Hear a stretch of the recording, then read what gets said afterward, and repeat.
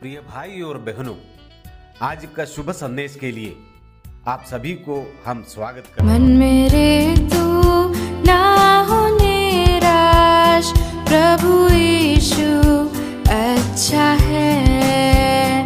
मन मेरे तू ना हो निराश, प्रभु यीशु अच्छा है।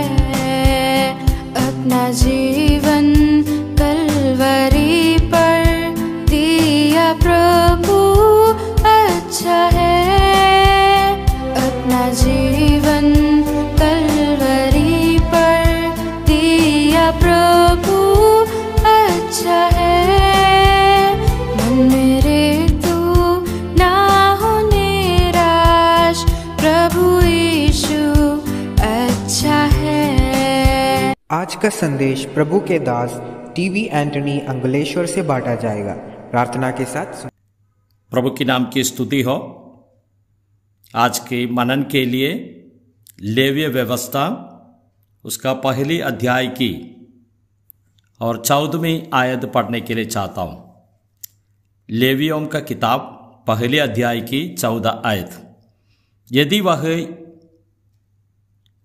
यहोवा के लिए पक्षियों की होम बलि चढ़ाए तो पंडुओं की या कबूतरों की चढ़ाए। प्रभु की नाम की स्तुति हो। हम इस प्रकार देखते हैं इस अध्याय में होम बलि के लिए विधि के बारे में लिखा हुआ है। इस होम बलि में और गाय बैलों अथवा भेड़ बकरियों में से एक का हो। पैसा ज़्यादा रहते हैं वो लोग गाय नहीं तो बैलों इस प्रकार की जानवरों को लेकर आकर बेली चढ़ाते हैं। नहीं तो हम 10वीं आयत में इस प्रकार पढ़ते हैं, यदि वह भेड़ों या बकरों की होम बलि चढ़ाए तो निर्दोष नर को चढ़ाए। जिस प्रकार हम देखते हैं और बैल को चढ़ा नहीं सकते तो भेड़ या बकरों की चढ़ा सकता है। इस प्रकार हम पढ़ते हैं। लेकिन हम देखते हैं 14 आयत में एक गरीब मानस भी किस प्रकार बलि चढ़ाना है उसका संबंध में हम देखते हैं। और 14वीं आयत में इस प्रकार पढ़ते हैं, यदि वह यहोवा के लिए पक्षियों की होम बलि चढ़ाए तो पंडुओं का कबूतर का चढ़ावा चढ़ाए। इस प्रकार हम पढ़ते हैं। इसका मतलब हम इसमें देख सकते हैं चढ़ाने के लिए सभी लोग योग्य हैं। पुराना नियम में इस बातों को हम दे सकते हैं। हर एक व्यक्ति और पाप का क्षमा के लिए बलि चढ़ाना है। इस बात पहले अध्याय में हम दे सकते हैं। इसके लिए उसमें और पैसे का कमी है तो भी चढ़ना पड़ेगा, चढ़ाना पड़ेगा। हाँ, मुझे पैसा नहीं है इसलिए मैं नहीं चढ़ाता हूँ, इस प्रकार नहीं कह सकते हैं। पुराना नियम में जो व्यवस्था का अनुसार है हम दे सकते हैं। लेकिन नए नियम में हम देखते हैं कि प्रभु यीशु मसीह का द्वारा इससे भी बहुत अच्छे बातें हमारे जीवन में हम अनुभव करते हैं।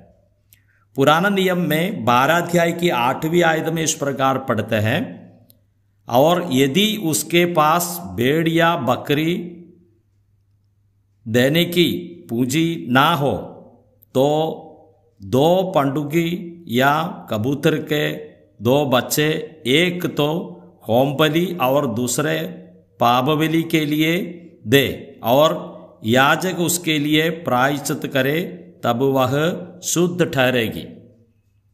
जिस प्रकार हम पढ़ते हैं। और अगर वो बलि चढ़ाने के लिए आता है, उसका पास में धन की कमी है, तो वो इस प्रकार होना चाहिए और कबूतर का बच्चों को और चढ़ा सकता है। उसका पास में कुछ भी नहीं है, इसके लिए और दाम कम देकर चढ़ाना चाहिए, लेकिन हर एक व्यक्ति और चढ़ाना पड़ेगा। यीशु मसीह का और इस पृथ्वी में जन्म होने के बाद उसका माता है, और जोसेफ के बारे में भी हम पढ़ते हैं, वो लोगों ने और मरियम के लिए बलि चढ़ाने के लिए गया है।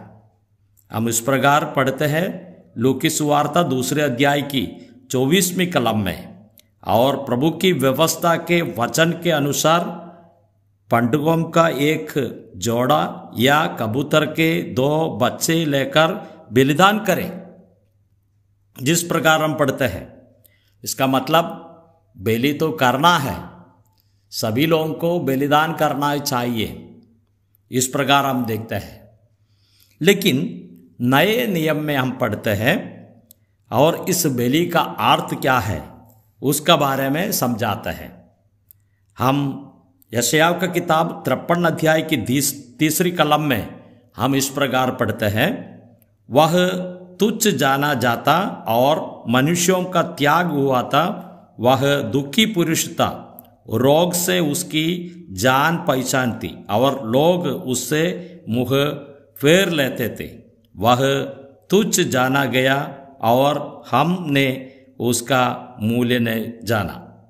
यह हम तो लिखा हुआ है, और उसने और यीशु मसीह का बलि का द्वारा में लिखा हुआ है, और मनुष्य उसको और छोड़ दिया है। और इस प्रकार हम दे सकते हैं, मनुष्यों से वो त्याग किया हुआ है और निंदा किया हुआ है, जिस प्रकार हम दे सकते हैं। और उस प्रकार यीशु मसीह और हर एक व्यक्ति के लिए बलिदान हो गया। हम उस प्रकार पढ़ते, वह तुच्छ जाना जाता और मनुष्यों का त्याग हुआ था, वह दुखी पुरुष था, रोग से उसकी जान पहचानती। हम इस प्रकार पढ़ते हैं। इसके लिए ये सभी बातें क्या दिखाते हैं? हर एक मनुष्य के लिए पाप का क्षमा के लिए पुराना नियम में जो 5 प्रकार का बलि के बारे में लिखा हुआ है, उसका अनुसार बलि चढ़ाना पड़ेगा। उसमें कोई भी बलि नहीं चढ़ाऊंगा ऐसा नहीं कह सकता है, और सभी लोग पापी है इसलिए चढ़ाना पड़ता है।